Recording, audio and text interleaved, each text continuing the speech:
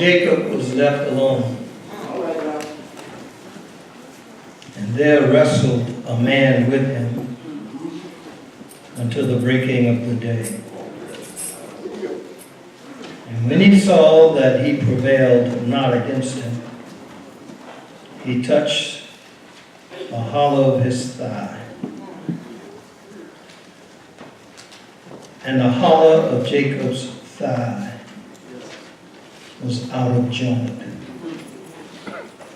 And he wrestled with him. And he said, "Let me go, for the day breaketh." And he said, "I will not let thee go, except thou bless me." And he said unto him, "What is your name?" And he said, "Jacob." And he said, "Thy name shall be called no more Jacob, but Israel. For as a prince have thou power with God and with men, and has prevailed." And Jacob asked him his name. "I pray thee, thy name." And he said, "Wherefore is it that thou thus, and after my name?" And he blessed him there. And Jacob called the name of that place Peniel, for I have seen God face to face, and my life is preserved. And as he passed over Peniel, the sun rose upon him, and he halted upon his thigh. I want to talk to you today on the subject of man, an angel, and a blessing. A man, an angel, and a blessing.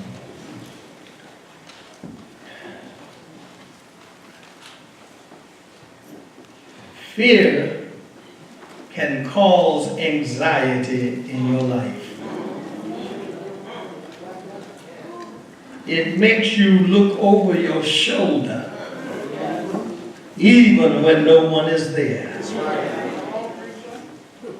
It eats away at your inner being and causes great unrest and many sleepless nights. It can and it will consume you. In psychology today, fear is described as a vital response to physical and emotional danger. It has strong roots in human evolution.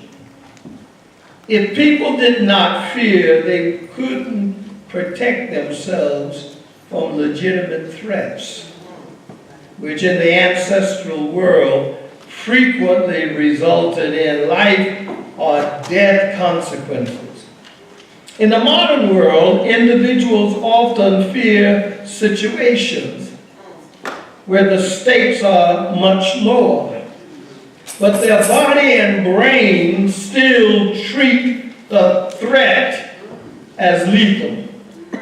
This can trigger an extreme and often unnecessary fight, flight, or freeze response. As a result, people may find themselves avoiding challenges that could benefit them in the long run, or hanging back during social interactions for no good reason. When people today face deadly or extreme danger, it can sometimes cause lingering trauma. These traumas can trigger a fear response that is hard to quell, even when the risk has passed. Have you ever been consumed by fear? Let me tell you something. It is an unpleasant emotion caused by the belief that you are in danger and that this danger will likely cause you pain or even worse, death. Personally, I know what fear can do to you. It gripped my life when I was young and impressionable. I lived many years being afraid of things that would never happen. I know that now, but while I was going through those dreadful days, I thought the danger to my life was very real. When I was 17, I worked at the Zales jewelry store in downtown Orlando. By the way, I was the first black person to work at this store as a salesman, not as a gopher or stock boy. One day, a group of blacks came into the store, and while one was distracting the white salesman, another reached over the counter and grabbed some jewelry and ran out of the store. Instinctively, I ran after him and caught him and held him until the police came to arrest him. I didn't know much about it until I read the papers the next day. There was a write-up in the paper about the attempted robbery, and they spoke of my pursuit and final capture of the person attempting to rob the store. However, the paper printed my name and address in that article. That's crazy. A few days later, while walking downtown, a group of about 7 or 10 angry black men approached me and said that they knew what I had done and they knew my address and that they were coming to beat me up and eventually kill me. They attempted to grab me that day, but I was able to get away. But not before one of them leveled a blow to my right eye. Each morning I would walk to school consumed by fear. Once or twice a week, 2 or 3 of these guys would walk by my house, making sure I saw them. And until the day I left for college, I lived in constant fear. I was afraid of something that never happened. This is the type of fear I believe gripped Jacob's heart. God had told Jacob to go back to his homeland, confront and make peace with his brother, when he had defrauded, whom he had defrauded 20 years earlier, when he stole his brother's birthright and his brother's blessing.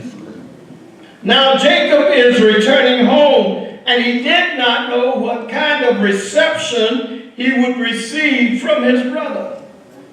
And so he sends some messengers ahead to Esau to inform him of his pending arrival. When the messengers returned, Jacob asked them about Esau's reply. What did my brother say? And they said he didn't say anything. He just gathered up 400 men and headed in this direction. Fear gripped Jacob's soul. It appears that Esau is not in a forgiving spirit. And that which Jacob feared the most was about to happen to him. His brother was finally going to take his retribution and vengeance against him. I want you to notice the flaw in Jacob's character. Instead of turning to God for direction and protection, Jacob takes matters into his own hands. He decided to use whatever means he had to appease his brother's anger and hostility. God had told him to return home.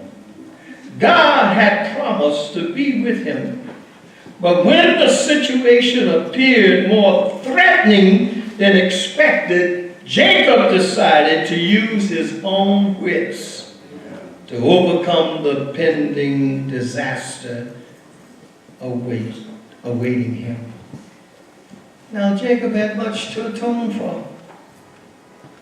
While he was in his mother's womb, he wrestled with his twin brother, seeking to become the firstborn. When that failed, he came out of his mother's womb holding on to his brother's heel. And because he was holding on to his brother's heel, he was named Jacob, which means heel tripper, trickster, cheater. And later he cheated his brother out of birthright and his blessing. When he left home, he was aware of Esau's threat that when their aged father had died, he was going to take his revenge on his brother Jacob. His mother overheard some men talking about this, encouraged Isaac to send Jacob away to her brother's homeland so that he could find himself a bride of their own people. Jacob had a rude awakening when he arrived at his uncle's house. Laban was worse than Jacob. Laban knew how to take advantage of others in order to line his pockets with riches. When Jacob saw one of Laban's daughters by the name of Rachel, she was a striking beauty. And when he saw Laban's firstborn by the name of Leah, she was not as pure, because she had what we would call cross-eyed.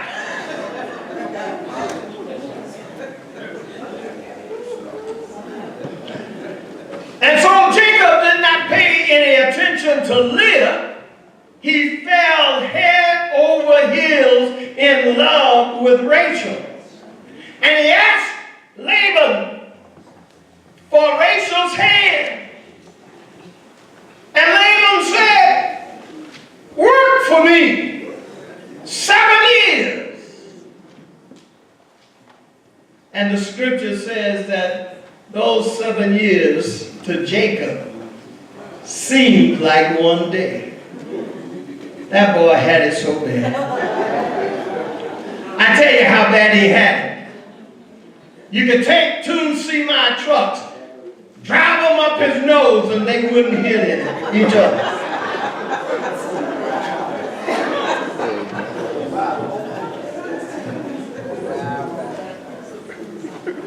Have you ever been like that? Don't tell me. I know you have, if you've ever been in love.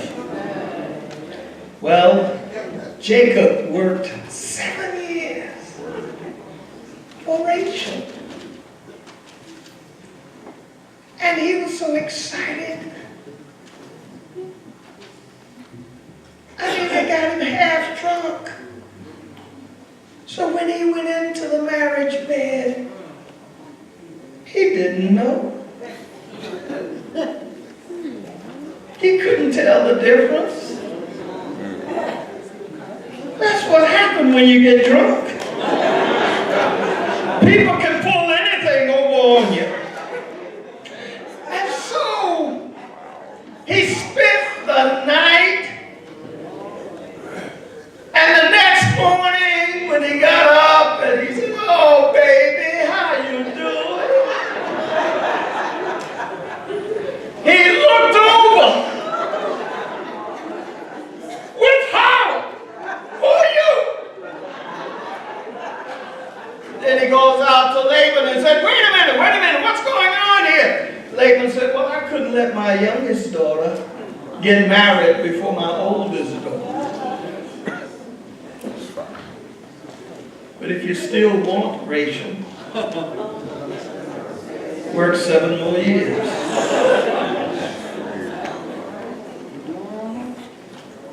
I tell you, he had it bad. Thinking about working 14 years just to marry one woman. Oh God. He thought he was the trickster. But you need to look at the story and recognize that Jacob came from a dysfunctional family. The majority of our families are dysfunctional.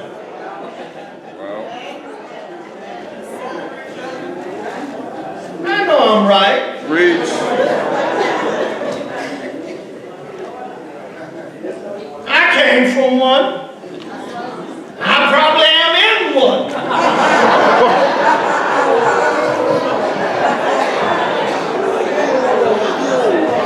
And so are you.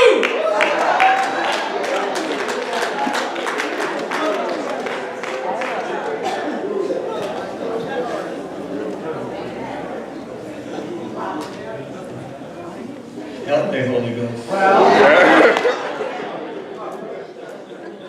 I'm sorry, you can't stone me now.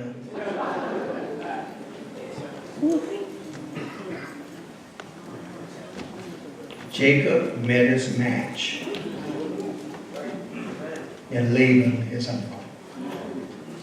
And now, after God blessed him to become a wealthy man, 20 years later, Jacob was on his way back home. And when he heard that Esau was coming to meet him with 400 men, he panicked and devised a plan to appease him. He divided his resources into 2 camps, sending each in different directions, hoping that if he lost one, the other camp would be safe. The elaborate preparation of large presents for Esau to mortify him shows the magnitude of the offense for which Jacob is trying to atone.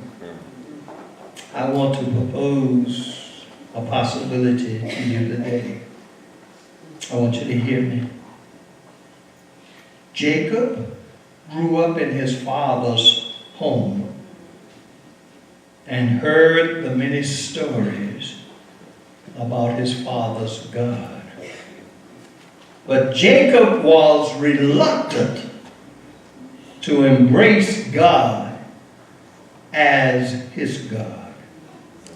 Even when he was fleeing from Esau and a heavenly vision appeared to him of angels ascending and descending a staircase to heaven, although he made a vow to God to give a tithe of all that he had accumulated when he returned, and although he named the place Bethel, the house of God, and although God had spoken to him and told him to return home, Jacob had not embraced God as his God.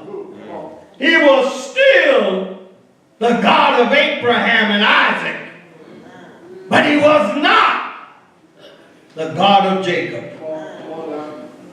Some of us who are present today have not yet embraced God as our God. He is the God of our godly mother, our Father. And we continue the family tradition of going to church, but God is not our God. You do not know him personally, although you have studied the Bible and have learned a lot about him. He still isn't your God.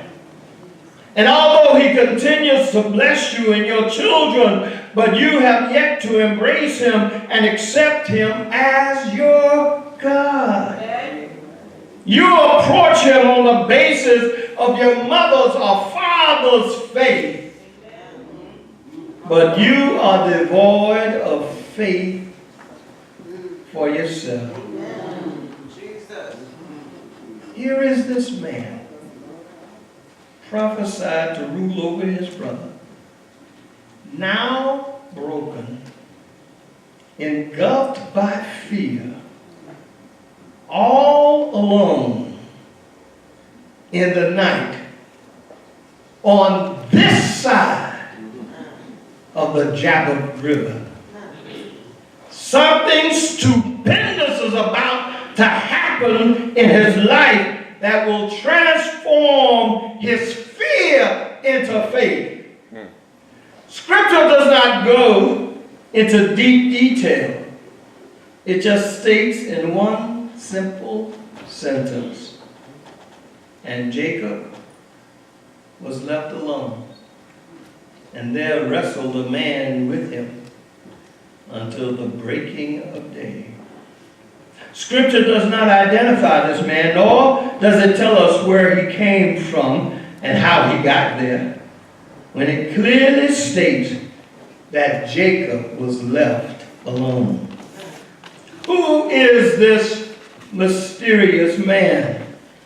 Scripture does not call him an angel, but some think that he was the angel of Jehovah.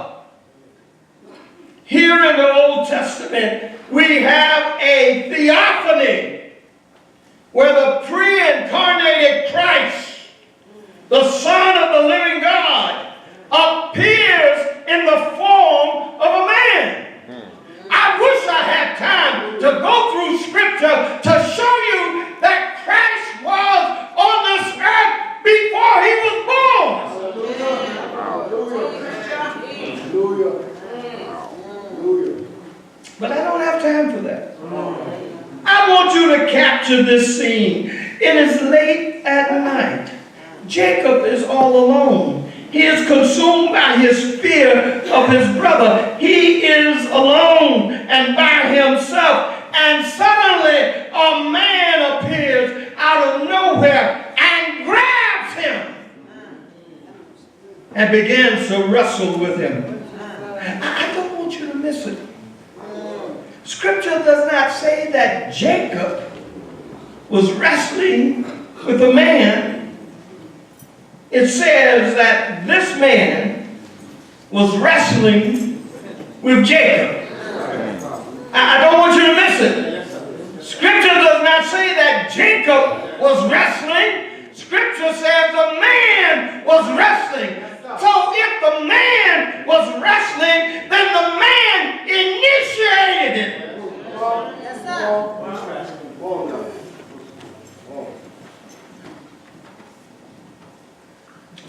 Have you ever gotten into a fight with God?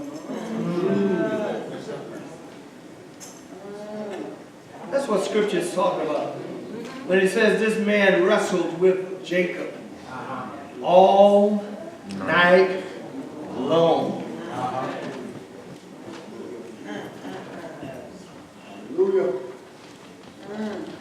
And so, my brothers and sisters, if you have not yet embraced the God of your mother, our Father, as your God, then prepare to meet him one day.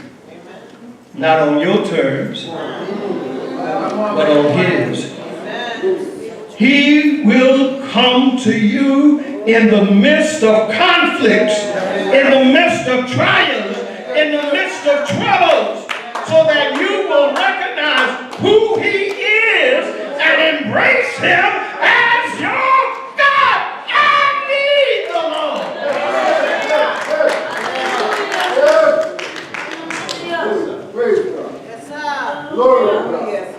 This story of Jacob tells me that God will always pursue his own until he finally convinces us to make him our God.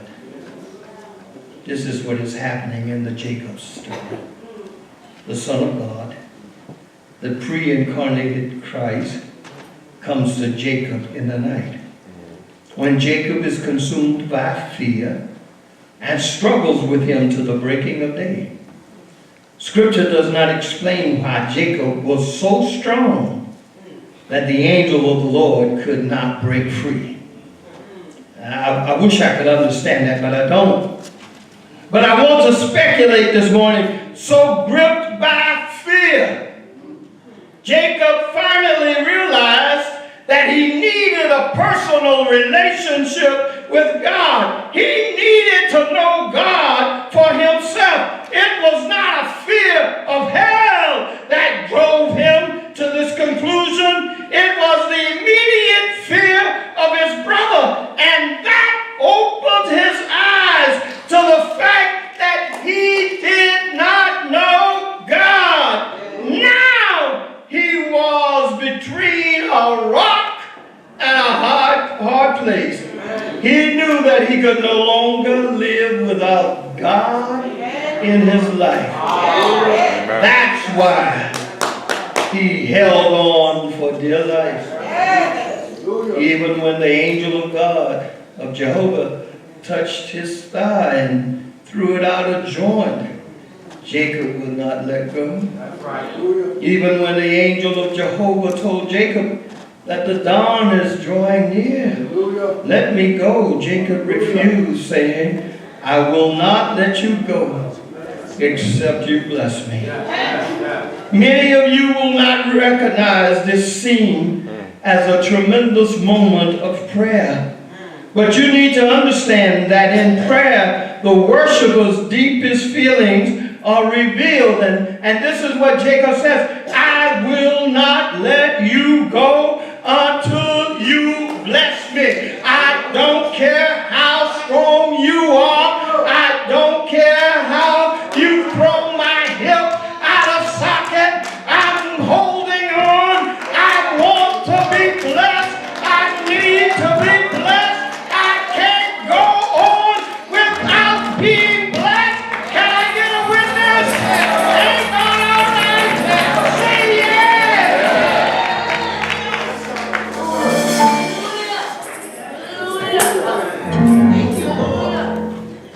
I'm going to hold on. I'm going to hold on until you bless me. Have you been through something? And you were looking for a blessing? And a trial came? And you throw your hands up and say, God, what's going on? And God said, well, if you can handle the trial, you can handle my blessing. But if you can't handle the trial, you cannot handle my blessing. Sometimes we go through difficult moments. And some of us want to blame God for it. Let me tell you something, that God does bring storms into your life. Don't think every storm that comes in your life comes from the hands of Satan. God brings storms in your life so that you will recognize that without him you are nothing. Without him you will fail. Without him you will be like a ship without a sail. Don't you understand?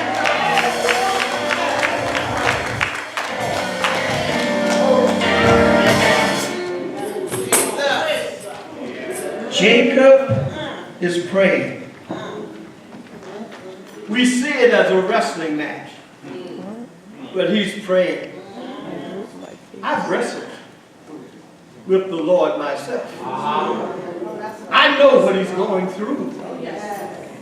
And you know, if you've wrestled with God and you want to be blessed, what kind of blessing will God give you? God said to Jacob, what is your name? Jacob said to God, my name is Heel Tripper, Trickster, Cheater. And God said, you won't be known by that name anymore. From now on, your name will be Israel. For you are Prince, who is mighty with God and man. For you have prevailed. They call that kind of prayer the kind that goes deep, the kind that allows us to wrestle with God. He called it that we ought to travail in prayer. Well, I'm through. Roberta Flack sang a song. I told Jesus, be all right if he changed my name. And then she said, Jesus told me, child, if I change your name, your brother won't like you. If I change your name, your mother won't like you. If I change your name, your father won't like you. And Roberta said, but then I told Jesus, it will be all right if my mother doesn't like me. If my father doesn't like me, if my sisters and my brothers don't like me, I told him it'll be all right if he changes my name. I came to tell you that you ought to recognize that if you belong to Christ, you have a new name. Hallelujah. Yes, thank you. And by changing Jacob's name, God changed Jacob's character. And now we know God as the God of Abraham, the God of Isaac, and the God of Jacob. I've got a new name over in Zion. It's mine. It's mine.